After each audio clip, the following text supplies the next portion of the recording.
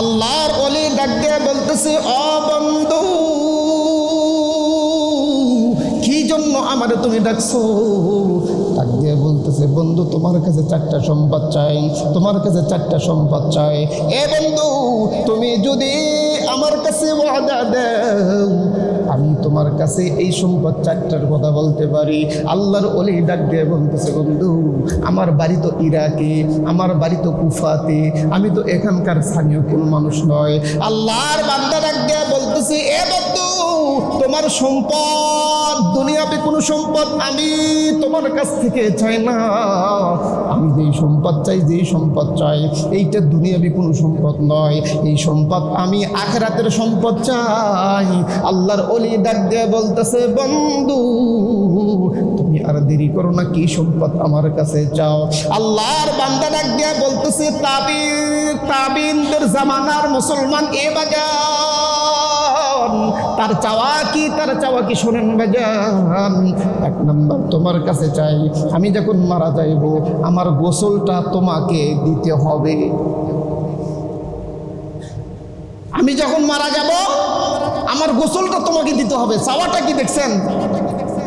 তাদের চাওয়ার সাইজ আর আমার আপনার চাওয়ার সাইজ ভিন্ন। বলতেছে, বন্ধু তোমার কাছ থেকে 4টা জিনিস চাই। 1 নম্বর, আমি মারা যাওয়ার পর আমার গোসলের দায়িত্বটা তোমাকে নিতে হবে। তো সুফিয়ান সাউরি রহমতুল্লাহ আলাইহি বলতেছে, তুমি যে কি পেশাল পারো, হায়াতের মৌতের মালিককে, তুমি আগে যাবে না আমি আগে যাবো, কোনো গ্যারান্টি আছে? বলতেছে, বন্ধু আমার বিশ্বাস আমি তোমার হাতিতেই চলে যাব। সে বলতেছে, তোমার গোসল আমি যদি থাকি তাহলে দিব ইনশাআল্লাহ। 2 নম্বর কি চাও?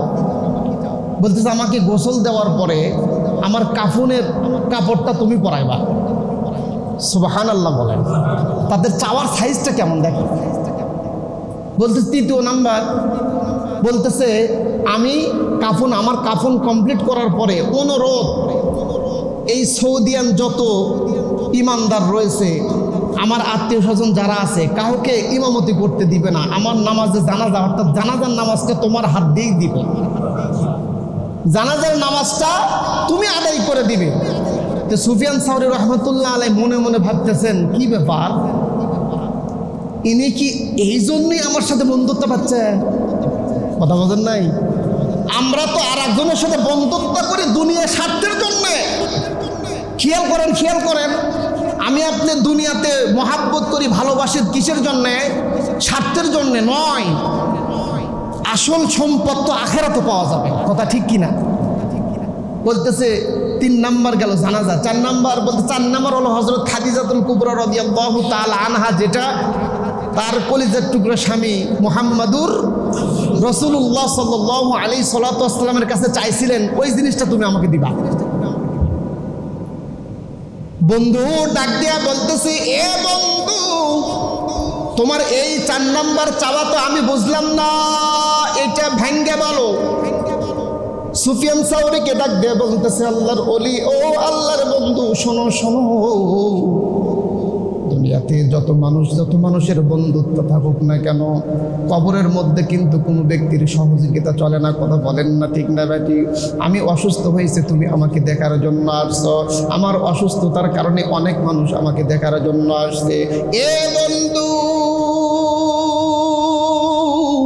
আমি যখন দুনিয়া থেকে যাব বন্ধু, আমাকে যখন ওই কবরের মধ্যে রাখবা, আমাকে যখন ওই কবরের মধ্যে ঢুকায় দিবা, ওই জায়গায় কেউ সহযোগিতা করবে না বন্ধু।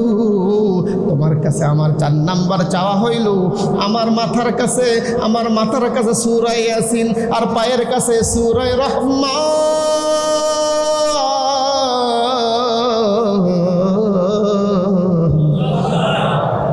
সূরা রহমান আর সূরা ইয়াসিন, এই 2টা আমল তুমি করবা।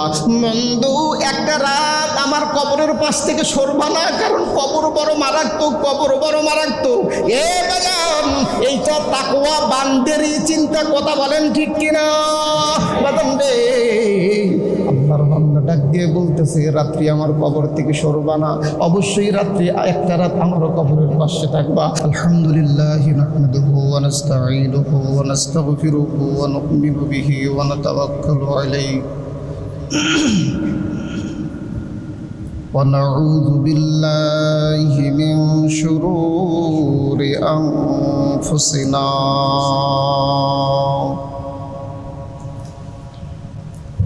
ومن سيئات أعمالنا من يهد الله فلا مضل له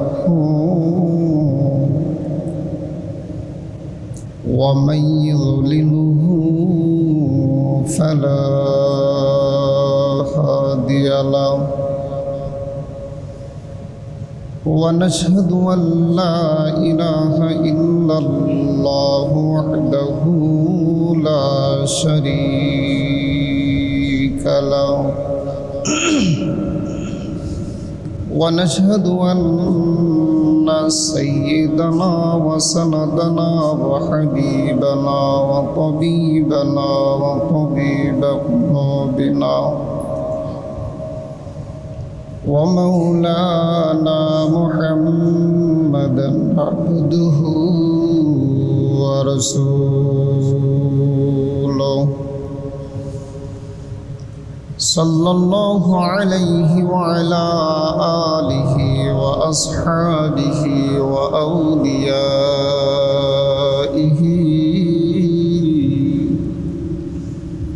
وبارك وسلم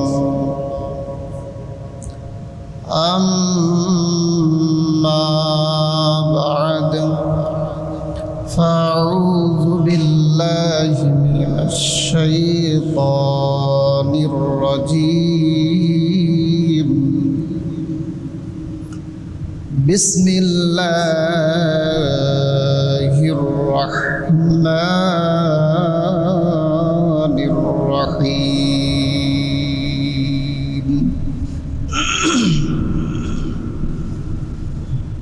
يا أيها الذين آمنوا اتقوا الله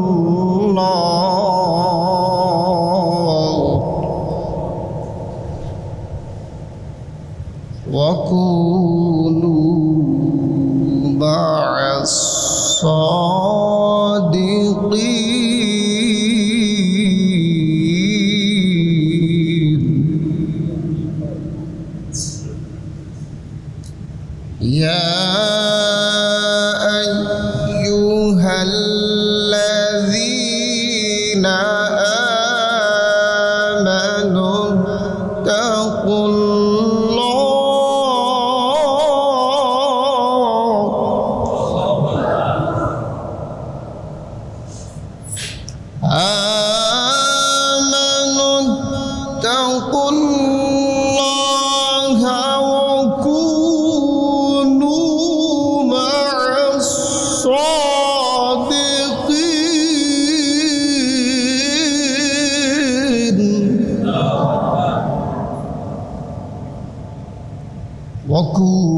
وكونوا مع الصادقين صدق الله العظيم وقال النبي صلى الله عليه وسلم من بكى من خشية الله حرم الله عليه النار أو كما قال عليه الصلاة والسلام وقال تعالى في شان حبيبه صلى الله عليه وسلم إن الله وملائكته يصلون على النبي يا أيها الذين آمنوا صلوا عليه وسلموا تسليما সকলে জবান খুলে দরুদ শরীফ পড়ি আল্লাহুম্মা সাল্লি আলা মুহাম্মাদ ওয়া আলা আলি মুহাম্মাদ كما صليت على إبراهيم وعلى آل إبراهيم إنك حميد مجيد اللهم بارك على محمد وعلى آل محمد كما باركت على إبراهيم وعلى آل إبراهيم إنك حميد مجيد الحمد لله رب العالمين আল্লাহ তাআলার দরবারে অসংখ্য শুকর ও সুজুদ যে আল্লাহ তাআলা আমার মতো ব্যক্তিকে সেই শিবগঞ্জ থানা কিচক বাজার থেকে আপনাদের মতো নেককার বান্দাদের সামনে সম্মানিত চেয়ারে বসাইয়া যে মহান স্রষ্টা আমাকে আপনাদেরকে কোরআন সুন্নাহর আলোকে কিছু কথা বলা এবং শোনার যিনি তৌফিক দিয়েছেন, আল্লাহ তাআলা ইচ্ছা করলে আমাকে অথবা আপনাদেরকে পার্শ্ববর্তী স্বাস্থ্য কমপ্লেক্স হাসপাতালের বেডের যাত্রী হিসাবে যে কোনো কৌশলে আল্লাহ তাআলা উভয়কেই রাখতে পারতেন। কথা বলেন ঠিক কি না? মুআজ্জাজ মুহতারাম ও সম্মানিত সুধী, যিনি আমাদেরকে আজকে সফর মাসের তৃতীয় জুমায় পৃথিবীর বিভিন্ন কাজ থেকে ফারেক করে কিছু সময় আখিরাতের আসবাবপত্রকে সুন্দর করে মাল সামানগুলো তৈরি করার প্রস্তুতি নেওয়ার যিনি সুযোগ করে দিয়েছেন, সে মহান রবের দরবারে ইমানের আওয়াজকে বলন্দ করে সকলেই জবান খুলে কালিমাতুশ শুকর আদায় করে উচ্চ আওয়াজে বলি আলহামদুলিল্লাহ। সর্বকালের সর্বশ্রেষ্ঠ মহামানব রহমাতুল্লিল আলামিন, আদরের নবী, মায়ের নবী, দয়ার নবী, যেনার সুপারিশ পারমিশন ছাড়া জান্নাতে যাওয়ার কোনো কায়দা নেই, সে আদরের নবীর রওজায়ে পাকে বাংলাদেশের ঐতিহ্যবাহী বগুড়া জেলার শেরপুর থানার অন্তর্গত দুবলাগাড়ি মাদ্রাসা মসজিদ থেকে ফেরেশতাদের মাধ্যমে দরুদ এবং সালাম সকলেই দিল থেকে জবান ভরে পাঠায় দেব উচ্চ আওয়াজে বলি সাল্লাল্লাহু আলাইহি ওয়াসাল্লাম। মুআজ্জাজ মুহতারাম ও সম্মানিত সুধী, আল্লাহ তাআলা আমাদেরকে এই দুনিয়াতে পাঠাইছেন তার মতো চলার জন্য, আমার আপনার মতো চলার জন্য নয়। পবিত্র কালামুল্লাহ থেকে আমি একটি আয়াতে কারিমা তেলাওয়াত করেছি। আল্লাহ তাআলা সেই আয়াতের মধ্যে তিনটি বিষয় নিয়ে কথা বলেছেন। এক নম্বর বিষয়, আজকের আলোচনার বিষয়বস্তু হলো তিনটা সাবজেক্ট নিয়ে। এক নম্বর সাবজেক্ট হলো আমাকে আপনাকে তাকওয়া অবলম্বন করতে হবে। তাকওয়া এক নম্বর কি? তাকওয়া। দুই নম্বর হলো সত্যবাদী হতে হবে। সবাই একটু জবান খুলে বলা যাবে দুই নম্বর সাবজেক্টের নাম সত্যবাদী। তার মানে বোঝা যাচ্ছে যে সত্যর সাথে সাথে মিথ্যাবাদীও আছে। কথা কি ঠিক কিনা? তিন নম্বর সাবজেক্ট হলো সত্যবাদীদের সঙ্গী হতে হবে। এক নম্বর তাকওয়া অবলম্বন করা, দুই নম্বর সত্যবাদী হওয়া, তিন নম্বর সত্যবাদীদের সঙ্গী অবলম্বন করা। মুআজ্জাজ মুহতারাম ও সম্মানিত সুধী, আল্লাহ তাআলা সূরা তওবার মধ্যে সুন্দর করে তিনটা বিষয়ে আলোচনা করেছেন। তাফসিরে কুরতুবিতে, তাফসিরে মাজহারিতে, তাফসিরে রুহুল মাআনিতে, তাফসিরে মারিফুল কোরআনে সর্বশেষ যেই তাফসিরটা আমরা বেশি পড়ি সেটা হলো তাফসির ইবনে কাসির। সুন্দর করে এই আলোচনাটা আল্লাহ তাআলার মনীষী যারা, আল্লাহ তাআলার একদম নিকটতম বান্দা যারা, আল্লাহর ওলিরা, তারা সুন্দর করে এই আলোচনাটা করেছেন। মুআজ্জাজ মুহতারাম, আমি আলোচনার সূচনায় আমি আপনাদেরকে বলতে চাই, এই দুনিয়াতে যত কিছুই দেখেন আর যত কিছু দেখেন না, যেই জিনিস অনুভব করেন, যেই জিনিস অনুভব করেন না, সব জিনিসের নিয়ন্ত্রণের চাবিকাঠি কার হাতে? আল্লাহ তাআলার হাতে। মুআজ্জাজ মুহতারাম, সকালবেলার ফকির, বিকেলবেলার ধনী, বিকেল বেলার ফকির, সকাল বেলার ধনী, এই ক্ষমতা কার? আল্লাহ। আল্লাহ তাআলা আমাকে আপনাকে যেই বডিটা দিছেন, এই বডির সাথে দুইটা হাত দিছে, দুটা চোখ দিছে, একটা আপনি দুটা কান দিছে, একটা নাকে দুটা ফাঁস দিছে, জবান দিছে, জিহ্বা দিছে, পা দিছে, ইত্যাদি ইত্যাদি। সব জিনিসের মধ্যে দামি কোন জিনিস আজকে আমরা সেটা জানবো ইনশাআল্লাহ। আল্লাহ তাআলা পবিত্র কালামুল্লাহর মধ্যে বলেন, ইয়া আইয়ুহাল্লাযীনা আমানুত্তাকুল্লাহ, হে ঈমানদারেরা। আমি অনেক সময় অনেক আলোচনায় বলে থাকি যে ঈমানের ভিতরে কোয়ালিটি আছে। একটা হলো ফার্স্ট ক্লাস ঈমানদার, আর একটা হলো সেকেন্ড ক্লাস, মানে কোনো রকম ঈমানদার। এই দুনিয়াতে বহুত মানুষ ঈমানের দাবি করে, কিন্তু তার চলাফেরা, কথাবার্তা, ওঠা বসা সব কিছু বিজাতিদের মতো। কথা কি ঠিক কিনা? বহুত মানুষ আছে। আমাদের বাংলাদেশের এমন ইমানদার আছে, সংসদ ভবনে দাঁড়ায়ও কোরআন সুন্নাহর বিরুদ্ধেও কথা বলে, এমনও কিন্তু ইমানদার আছে। কথা কি ঠিক কিনা? তার মানে ইমানের মধ্যে কিন্তু আসল নকল আছে। আল্লাহ তাআলা বলেন, ইয়া আইয়ুহাল্লাযীনা আমানুত্তাকুল্লাহ, হে ইমানদারেরা, তোমাদের প্রথমত কাজ হলো ইত্তাকুল্লাহ, তোমরা আল্লাহকে ভয় করো। আমি বলতে চাই, এই যে পানি যেটা আমরা খাই, এই পানিটা আমাদের জন্য কতটুকু প্রয়োজন জিনিস একবার না চিন্তা করেন তো। আপনি যে কোনো কাজ করবেন জমিনের উপরে, প্রত্যেকটি জায়গায় কিন্তু পানির দরকার। পানি ছাড়া কোনো গতি নাই।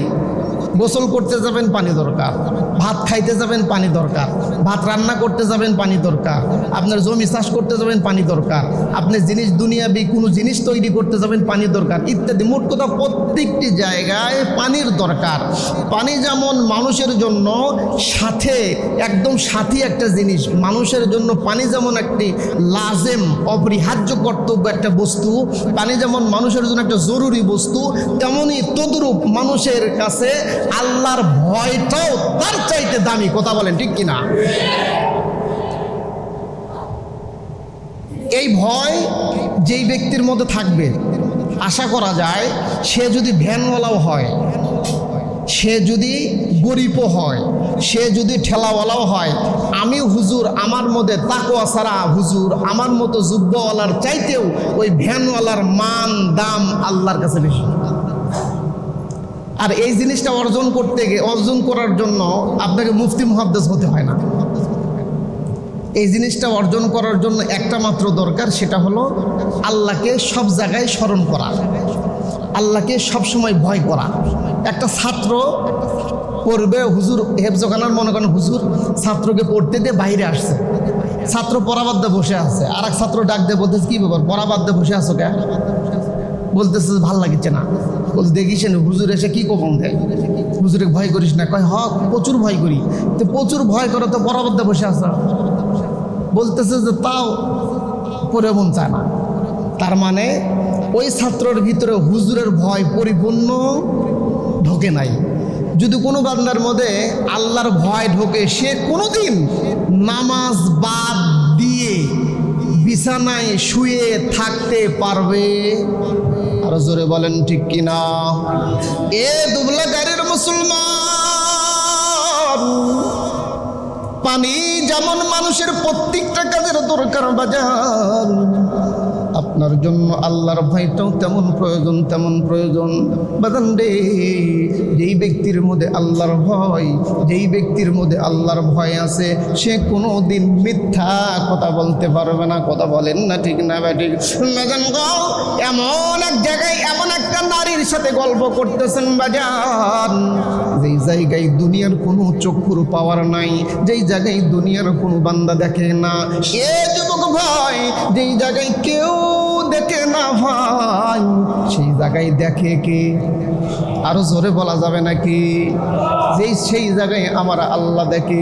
আপনার মধ্যে যদি এমন ভয় থাকে বাজান, ওই ব্যক্তি কোনোদিন সেই নিরালায় অন্দর মহলে কোনোদিন তার দ্বারাই গুনাহ হইবে না। কথা বলেন ঠিক কিনা? জনগণের জন্য সরকার থেকে অ্যালার্ট আসছে, টাকা আসছে, ভিজিএফ কার্ড আসছে বাজার। সমাজের কোনো মানুষ জানে না ভাই, যে ব্যক্তি জনগণের চেয়ারে বসাইছেন, যাকে চেয়ারে বসায় রাখছেন, ইনি জানে, আর ওই সচিবালয় থেকে যারা পাঠাইছে তারা জানে। ইচ্ছা করলে যে কোনো মুহূর্তে সেই সম্পদগুলো গ্রাস করে দিতে পারে, মেরে খাইতে পারে, কিন্তু তিনি খায় না। কারণ কি? কারণ হইল আমি যদিও কাউকে না জানে, কেউ যদি নাও জানে, আমি যদি খাই দুনিয়ার মানুষের চোখে ফাঁকি দেওয়া যায় বাজান, কিন্তু আমার মাওলার চোখে ফাঁকি দেওয়া যায় না। কথা বলেন ঠিক কিনা? এই চিন্তা, এই রকম টেনশন যখন কোনো মানুষের মধ্যে ঢুকবে, সে যতই হোটেলে যাক, ওই হোটেলে যেমন হোটেলের পক্ষ থেকে সিসি ক্যামেরা থাকে, এ মুসলমান, প্রত্যেকটা মানুষের সাথে সিসি ক্যামেরা আছে। আপনারা জানেন কিনা আমি জানি না, প্রত্যেকটা মানুষের বডির সাথে 2টা করে সিসি ক্যামেরা। সূরা ইয়াসিন খুলবেন, এখান থেকে আলোচনা শেষ করে বাড়িতে যাবেন। আমি তো মিথ্যা কথা বলতে পারি। সূরা ইয়াসিন বাড়িতে গিয়ে খুলবেন, গিয়ে দেখবেন আল-ইয়াওমা নাখতিমু আলা আফওয়াহিহিম ওয়া তুকাল্লিমুনা আইদিহিম ওয়া তাশহাদু আরজুলুহুম বিমা কানু ইয়াকসিবুন। এই আয়াত আছে কি নাই? এই আয়াত মধ্যে আল্লাহ তাআলা সিসি ক্যামেরা দিছে। কি? এ বান্দা, তুই অন্তরালে অপকর্ম করতেছো, কিন্তু তোর সাথে তো সিসি আছে আমার। কি? এই যে তোর যে হাতটা 2টা আছে না, এই হাত কিন্তু সিসি ক্যামেরা। সেটা কেমন? সিসির মধ্যে যেমন আপনার অপকর্ম দেখা যাবে, কিয়ামতের ময়দানে এই হাত আপনার সব অপকর্ম আল্লাহকে জানায় দিবে। তাহলে এই হাত, যে হাতে এত সুন্দর করে তেল মাখান, যে হাতকে এত সুন্দর করে যত্ন করেন, অথচ সেই হাত আমাদের বিরুদ্ধে কথা বলবে। এটা হলো আল্লাহর পক্ষ থেকে একটা সিসি। আপনি সিসি দেখে ভয় পাইতেছেন, সিসি নাই ভয় পান না। আপনি যে সিসিটিভি দেখে আপনার আতঙ্ক লাগতেছে, এ মুসলমান, সিসিটিভির চাইতেও মারাত্মক নজর দিয়ে আমার আল্লাহ দেখেন। কথা কি ঠিক কিনা? আল্লাহ তাআলা বলতেছেন, ইয়া আইয়ুহাল্লাযীনা আমানুত্তাকুল্লাহ, তোমাদের ভয় অর্জন করতে হবে। আর যখন কোনো মানুষের মধ্যে ভয় অর্জন হয়, তার আলামত হলো 2টা। যার ভিতরে ভয় থাকে তার আলামত কয়টা? 2টা। 1 নম্বর হলো যেই ব্যক্তি ভয়ওয়ালা, তাকওয়াওয়ালা, সেই ব্যক্তির মধ্যে 2টা গুণ থাকবে। 1 নম্বর, সে ছোট থেকে ছোট কোনো নেকি ছাড়বে না। ছোট থেকে ছোট কোনো নেকি ছেড়ে দিবে না, যে তাকওয়াবান। আর যেই ব্যক্তির 2টা গুণের মধ্যে 1 নম্বর, সে ছোট থেকে ছোট কোনো নেকি ছেড়ে দিবে না। এখন আমি বলতেছি, ভাই আপনি জুমার দিন আজকে আনা পাঞ্জাবি পরে আসেন নাই কেন? ভাই হুজুর, শার্ট গায়ে কি নামাজ চলবে না? অবশ্যই চলবে, অবশ্যই চলবে। ভাই আপনি টুপি ছাড়া নামাজ পড়তে চান, আপনি টুপি পরে নামাজ পড়লে হয় না? টুপি ছাড়া কি নামাজ হবে না? হবে, হবে। কিন্তু তাকওয়াওয়ালাদের এইটাই প্রমাণ, সেটা হলো আমার আল্লাহ এবং আল্লাহ রাসূল যেটা খুশি, আমিও সেটা খুশি। কথা বলেন ঠিক কিনা? 1 নম্বর, ছোট থেকে ছোট নেকি ছাড়বে না। 2 নম্বর, তাকওয়াওয়ালাদের গুণ। 2 নম্বর, ছোট থেকে ছোট গুনাহ ধরবে না। ছোট থেকে ছোট গুনাহ ধরবে না, ছোট থেকে ছোট নেকিও ছাড়বে না। এটা হলো যার ভিতরে আল্লাহর ভয় আছে তার গুণ। 2 নম্বর আলোচনা, সেটা হলো আমাদেরকে সত্যবাদী হতে হবে। আমরা নামাজ, রোজা, হজ, জাকাত সবই করতেছি, কিন্তু আল্লাহর দেওয়া জবান দিয়ে রাতে দিনে হাজার হাজার শত শতবার কি বলতেছি? মিথ্যা কথা বলতেছি। বলি কি না? অনেক মানুষ আছে, হাদিসের মধ্যে আসছে, আজকে হাদিসটা দেখলাম, সত্য কথা মানুষকে নেকের দিকে নিয়ে যায়, নেকি জান্নাতের দিকে নিয়ে যায়। কথা ঠিক কিনা? আর মিথ্যা কথা মানুষকে পাপের দিকে নিয়ে যায়, আর পাপ জাহান্নামের দিকে নিয়ে যায়। আমরা যদি সত্য কথা জবান দিয়ে বলি, তোমার উপরে যদি করাতো রাখা হয়, তারপরও তুমি কখনো মিথ্যা কথা বলবা না। এই রকম সাহস আমাদের মধ্যে আছে। আমরা জান দিতে রাজি আছি, তারপরও আল্লাহর দেওয়া জবান দিয়ে মিথ্যা কথা বলবো।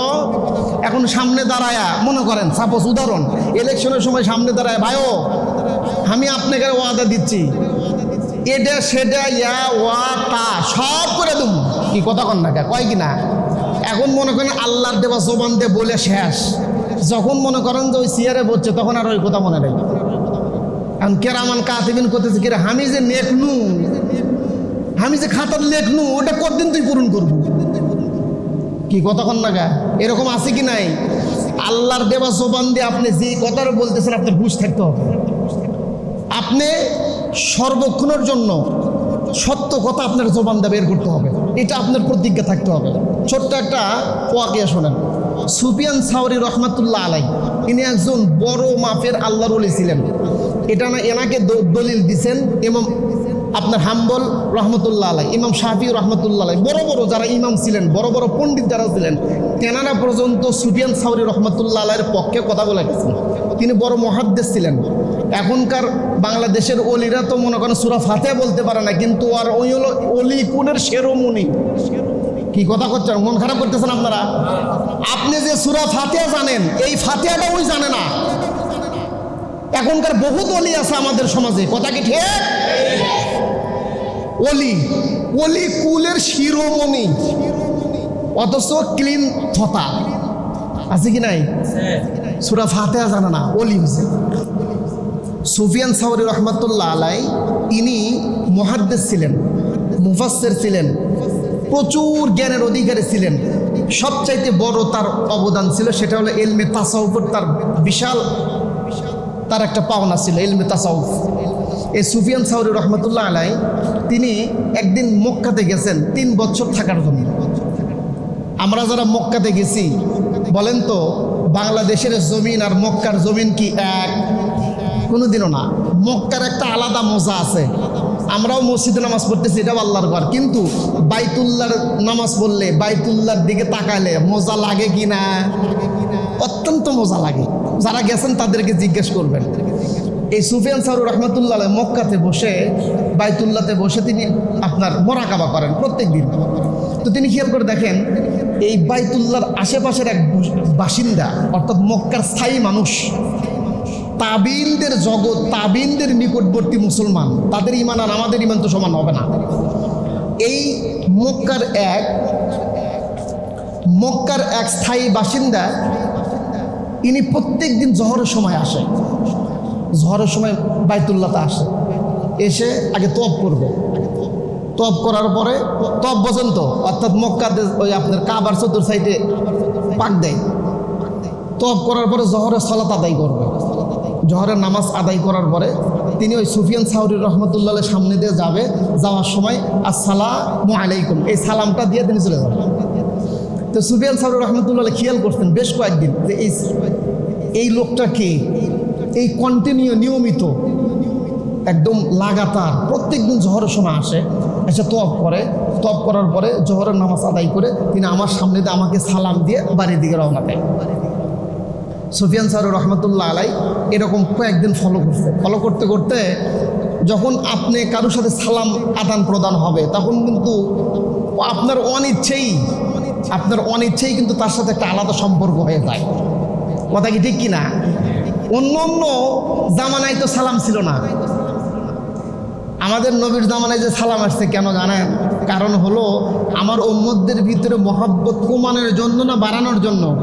বাড়ানোর জন্য।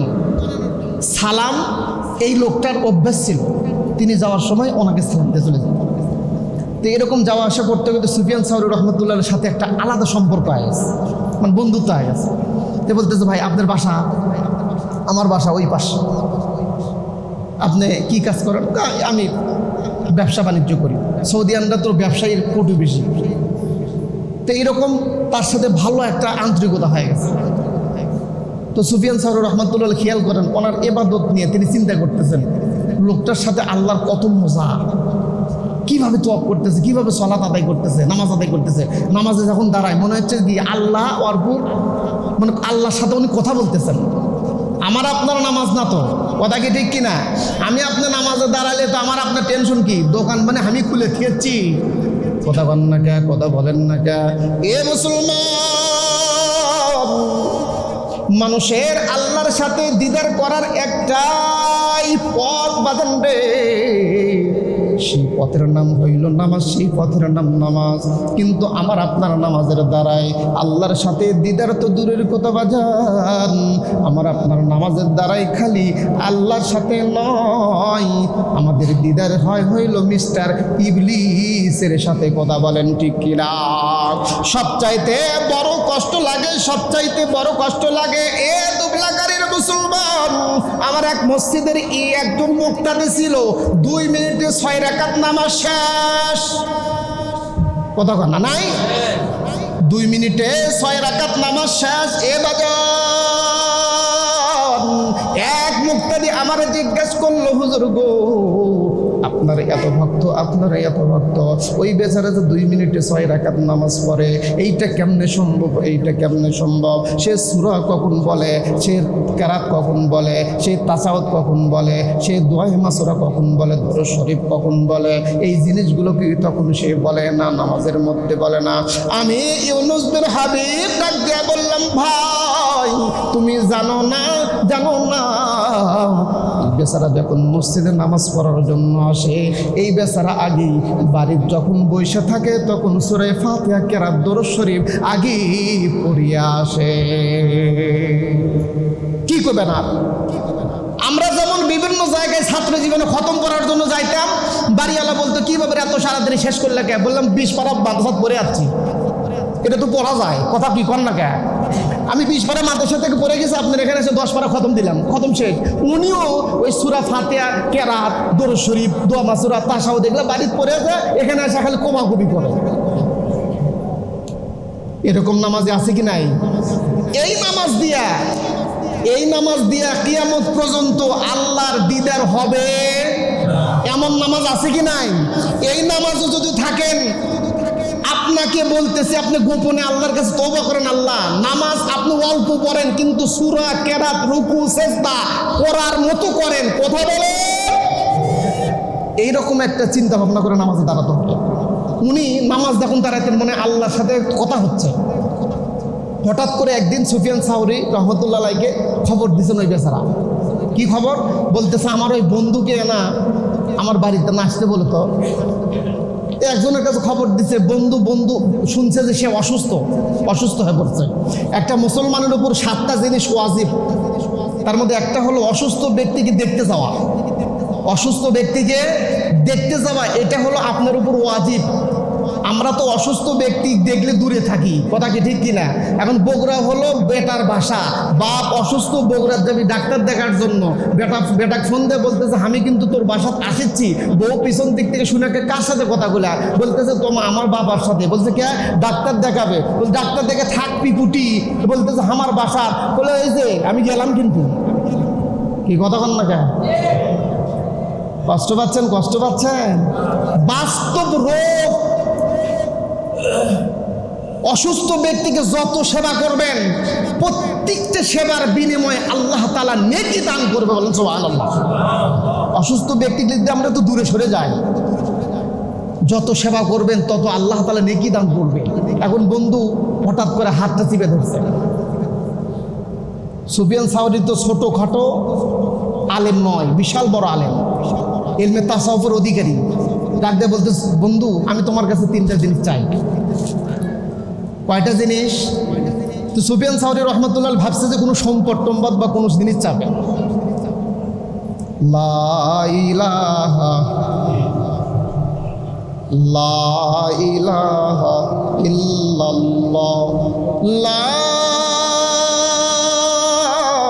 ইলাহা ইল্লাল্লাহ মুহাম্মাদুর রাসূলুল্লাহ সাল্লাল্লাহু আলাইহি ওয়াসাল্লাম। আল্লাহর ওলি ডাক দিয়ে বলতেছে, ও বন্ধু কি জন্য আমারে তুমি ডাকছো?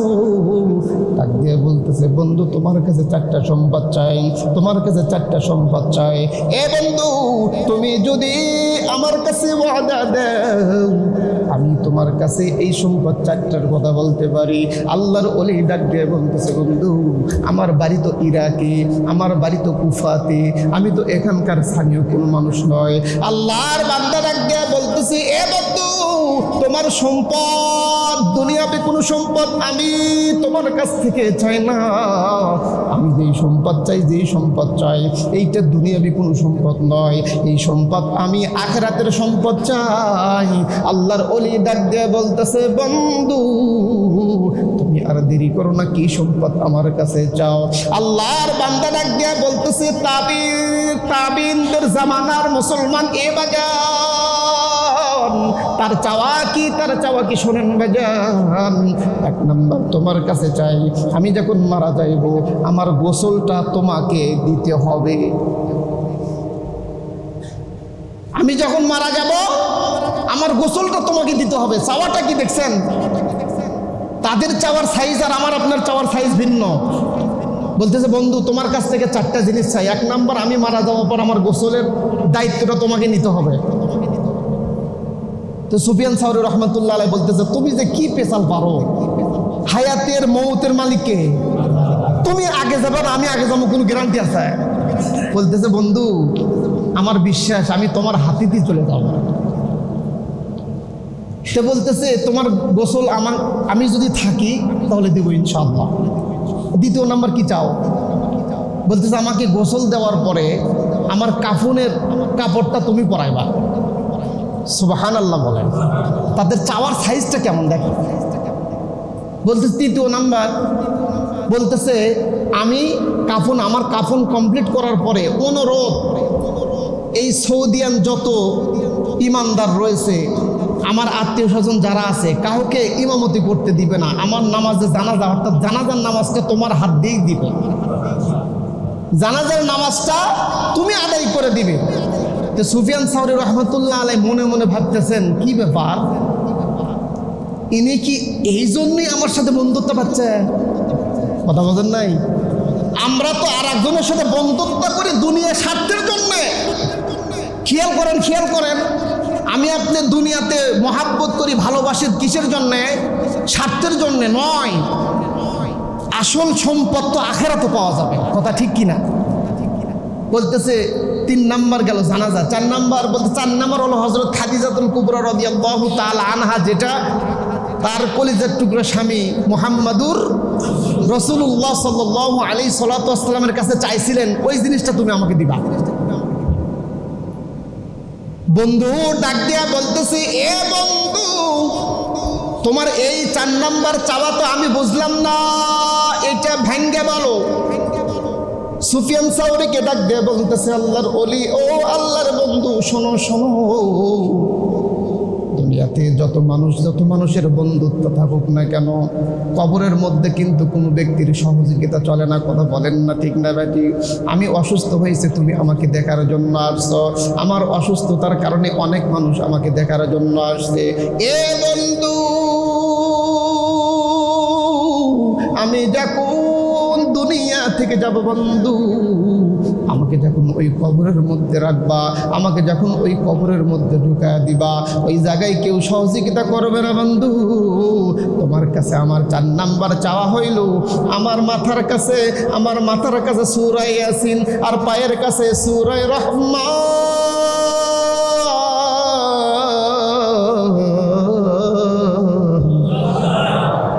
সূরা রহমান আর সূরা ইয়াসিন এই 2টা আমল তুমি করবা।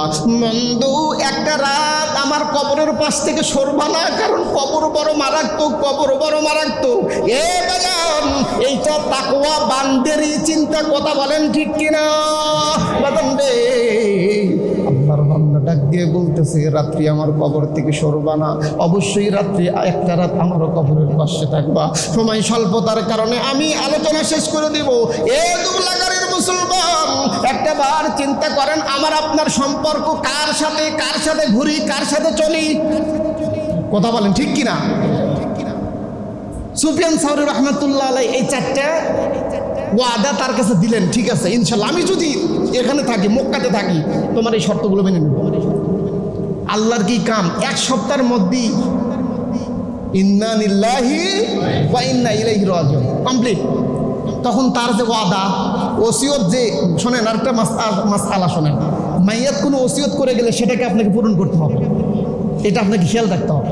তো ওসিয়ত করে গেছে নেককার দিয়ে জানাজা, কথা কি ঠিক কিনা? এরকম ওসিয়ত আপনারাও শিক্ষা গ্রহণ করেন যে আমি মারা যাওয়ার পরে এই তো 3 দিন আগে হঠাৎ করে একটা নাম্বার থেকে আমার কাছে ফোন আসছে।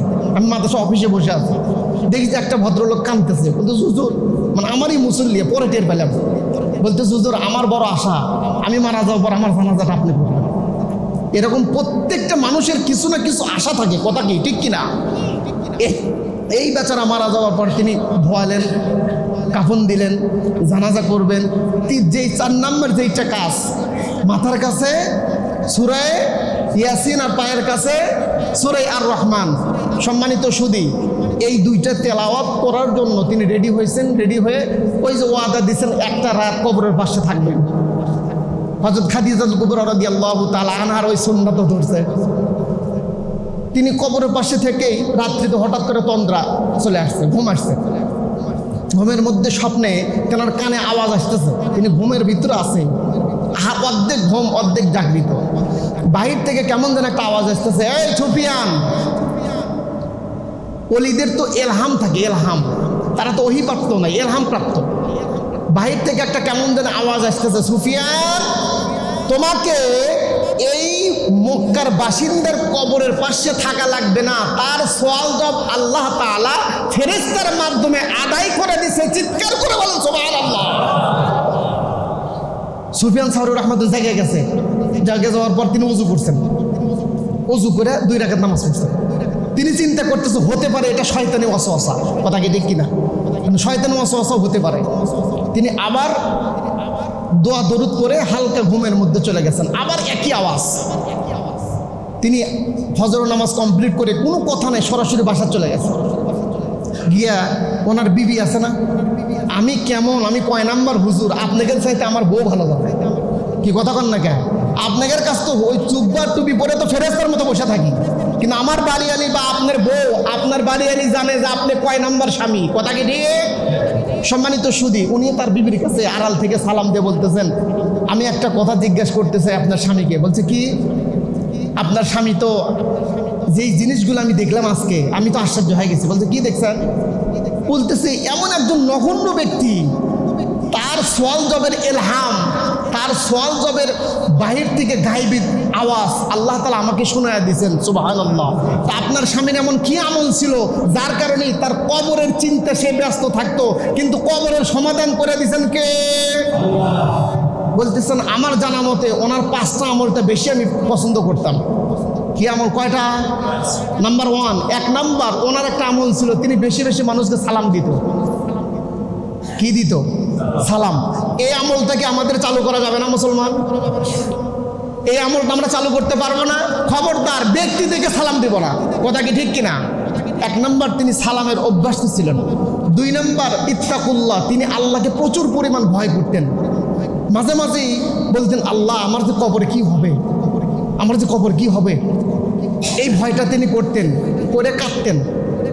দেখেন আল্লাহর হাবিব কি বলেন, হাদিসের মধ্যে আসেন, মান বাকা মিন খাশিয়াতিল্লাহি হারামাল্লাহু আলাইহিন নার।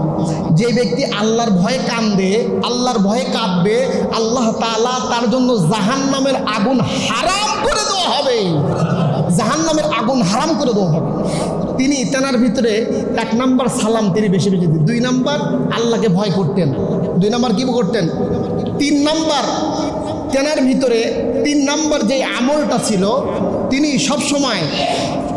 সবসময় আল্লাহর যেই 5টা ওয়াক্ত নামাজ, এটাকে তিনি পাবন্দ হিসাবে একদম গুরুত্ব সহকারে আদায় করতেন।